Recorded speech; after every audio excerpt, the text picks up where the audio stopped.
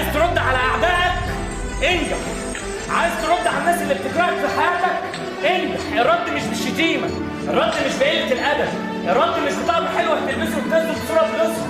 الرد انك تبقى ناجح، تبقى في عيون الناس اللي بتكرهك ناجح، تبقى في عيون الناس اللي بتضحك عليك ناجح، تبقى في عيون الناس اللي انت عايز تقدمها ناجح.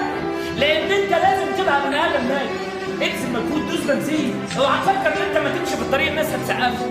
اوعى تفكر ان انت ما تمشي في الطريق الناس هتقول لك اهلا بيك اتفضل. لا والله اما الاقي الباب مفتوح اقلق والله العظيم اقلق. عمرها ما بتيجي مفتوحه، اول ما الباب يقفل والناس تقول لا وفي مطب وعقبات اعرف ان في جبر.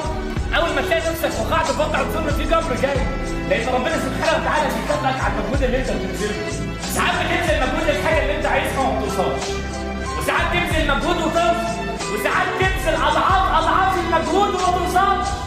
بس في حاجه اسمها مكافاه.